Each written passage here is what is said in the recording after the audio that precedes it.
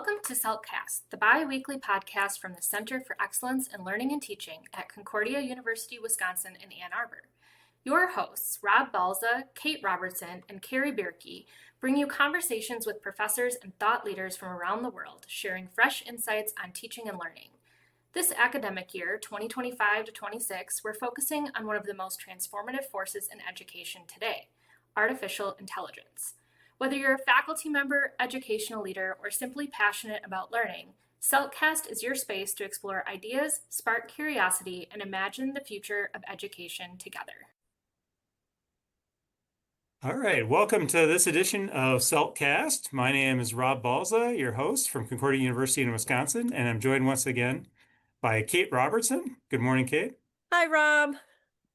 And today we have a very special guest from Kansas State University, Dr. Jennifer Smith, who is assistant teaching professor in the Department of Psychological Sciences there at K-State. Good morning, Jennifer, and thank you so much for for joining us today. Happy to. Thank you for inviting me. I appreciate it. Jennifer, your interests include how technology affects relationships and loneliness and things like that. And Kate and I noticed an article that you wrote recently on this very topic, and we're really excited to ask you about it because, we see the psychological stress of today's technology that's putting on our students on an everyday basis.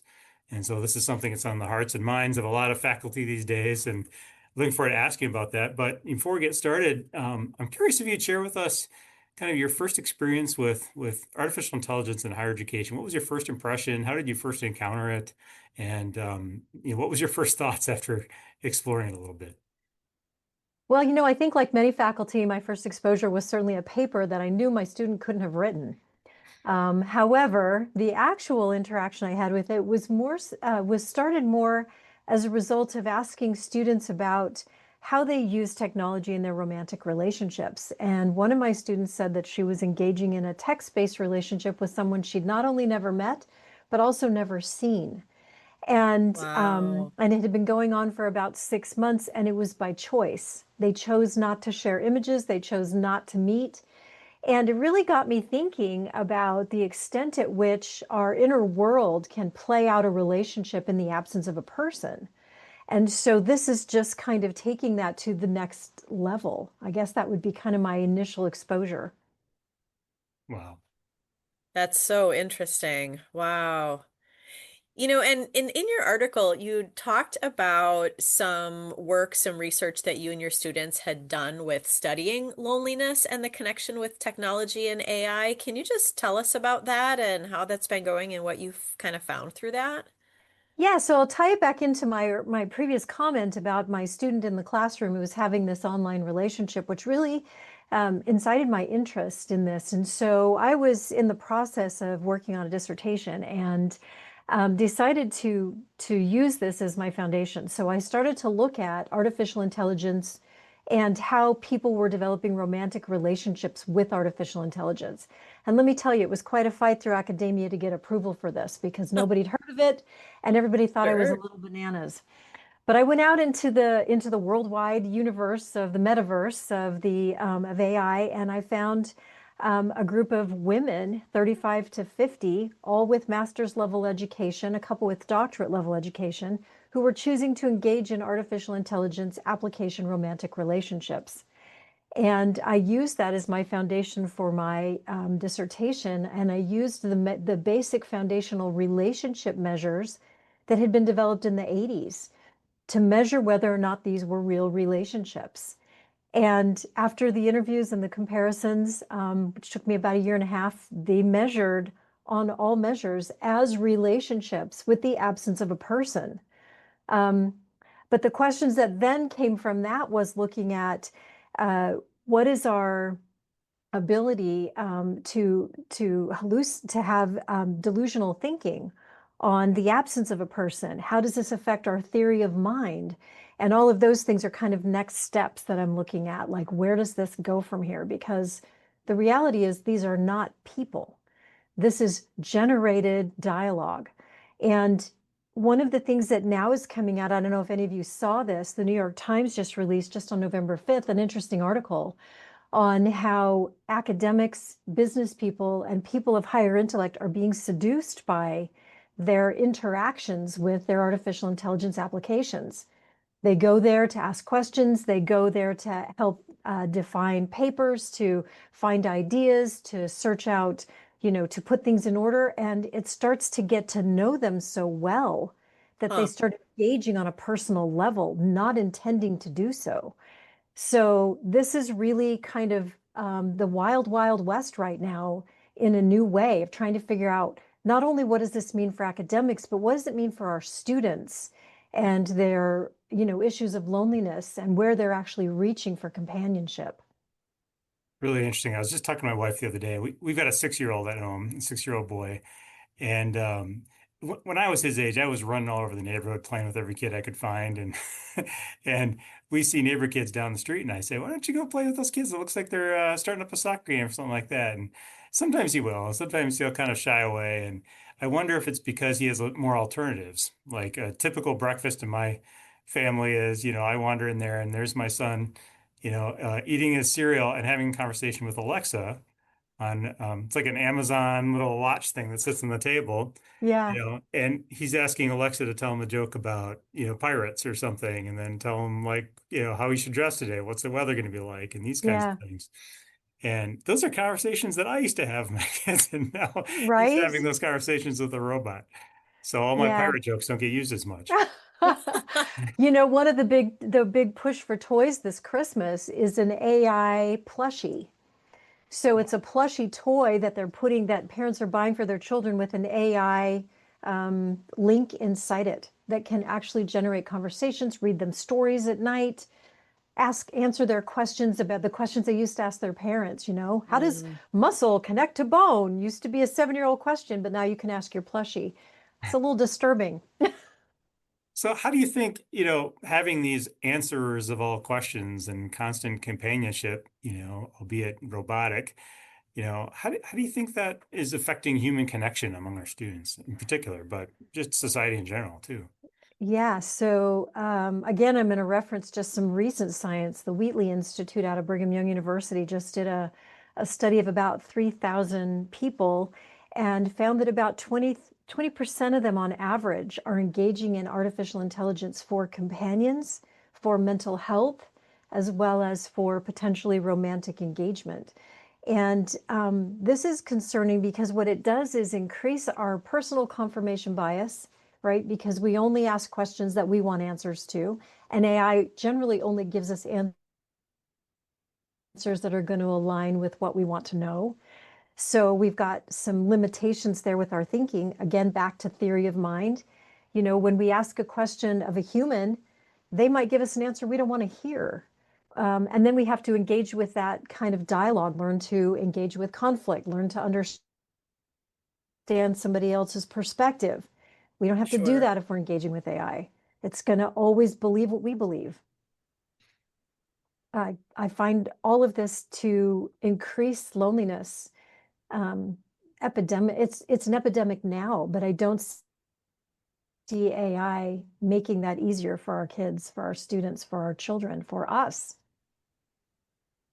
It's interesting. I was having this conversation with a friend and she said, "Oh yeah, when I'm lonely, I scroll social media." Like it's a Right. time filler or a filler of some need that's very automatic. Yeah, Interesting. my K-State students, I did a study with my class and we researched about 105 students and asked them if loneliness drives them to technology. And all but one said yes. And I really wanted to talk Wow. to that one person and say, how do you resist? Wow. Yeah, that's so interesting. We've been talking to a lot of folks on this podcast, and it's really the focus has gone kind of all over the place. Some people are really for it because they really feel like, hey, we can kind of free up our minds to focus on other things if we have AI kind of taking care of these mundane tasks for us. There's some folks kind of on the other side of things that want to kind of go back to more old school, and then folks, like you, Jennifer, who are, so concerned about kind of the psychological and emotional sides of things. I mean, do you see any positive benefit of AI, or are you just really, and of course things change all the time, right? I Mhm. mean, something could come out and make this a whole lot different. But kind of from your perspective, do you see any of that benefit of kind of that cognitive load being taken off? Yeah, I think there are definitely places you ask AI to, time to help you organize your day, putting things in. I have one of my colleagues does that, and she uses it every morning, and it's really good at organizing and keeping her on track.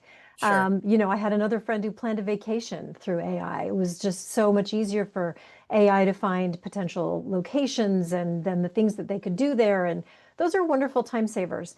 I even think it's great at helping us generate ideas for writing, for helping us with the mundane tasks of life. I think, however, there needs to be maturity approaching it. And I think in the hands of young children without that frontal lobe development, without their understanding of executive functioning, that it's going to impact them negatively because it can become a crutch to developing critical thought, to being able to utilize and strengthen memory, which we know is imperative in cognitive use. Sure. So all of those pieces, I just think that we've allowed this to, again, just quickly and very